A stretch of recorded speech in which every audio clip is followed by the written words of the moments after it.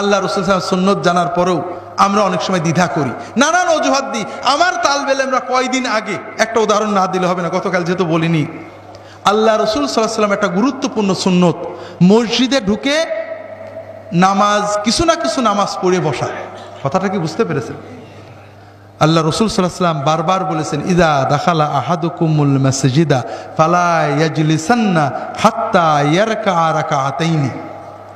যদি তোমাদের কেউ মসজিদে ঢোকে তাহলে অন্তত 2 রাকাত সালাত আদায় না করে কখনোই যেন না বসে। রাসূলুল্লাহ সাল্লাল্লাহু আলাইহি ওয়াসাল্লাম জীবনে পাবেন না, সাহাবীগণের জীবনে পাবেন না, তারা মসজিদে ঢুকে কিছু না কিছু সালাত আদায় না করে বসেছেন। আপনি মসজিদে ঢুকে ফরজে দাঁড়িয়ে গেছেন, এটাও তাহিয়াতুল মসজিদের সওয়াব পেয়ে যাবেন। আপনি মসজিদে ঢুকে সুন্নতে মুআক্কাদাতে দাঁড়িয়ে গেছেন, এটাতেও তাহিয়াতুল মসজিদ, দুখুলুল মসজিদ এবং সুন্নত একসাথে আদায় হয়ে যাবে। তবে কিছু নামাজ না পড়ে বসে পড়া, এটাতে একটা খুব গুরুত্বপূর্ণ সুন্নত নষ্ট হয়ে যাবে। আল্লাহ রাসূল সাল্লাল্লাহু আলাইহি ওয়াসাল্লাম একদিন মসজিদে বসে আছেন, সাহাবায়ে কেরাম বসে আছেন, আরেকজন সাহাবী ঢুকেছেন, দেখেছেন নবীজি বসে, সবাই বসে, উনি বসে পড়েছেন। রাসূলুল্লাহ বললেন যে 2 রাকাত নামাজ পড়ে বসেছো?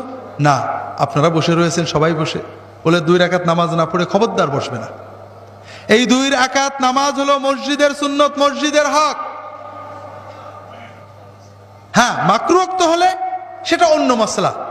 যখন একটা মুস্তাহাব একটা মাকরুতে কন্ট্রাডিকশন হয় তখন অন্য একটা উসুল আছে, কিন্তু সাধারণভাবে মসজিদে ঢুকে 2 রাকাত নামাজ পড়া রাসূলুল্লাহ সাল্লাল্লাহু আলাইহি ওয়াসাল্লাম নির্দেশ।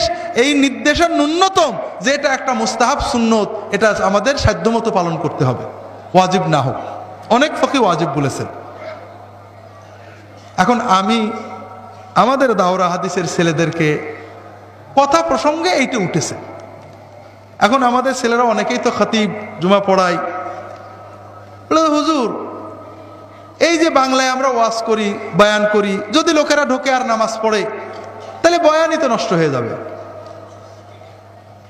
কাজেই বলে দেয় আর কেউ সুন্নতের নিয়ত করবেন না, পরে সময় দেওয়া হবে, বলে না?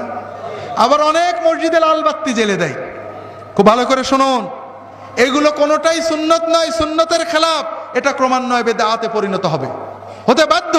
সুন্নতের ব্যতিক্রম যতই জায়েজ হোক, যত নেক নিয়তে করা হোক, ক্রমান্বয়ে বিদআত হবে। কিভাবে হবে? খুব ভালো করে শুনুন। বিভিন্ন মসজিদে লাল বাতি দেওয়া হচ্ছে, ঠিক না?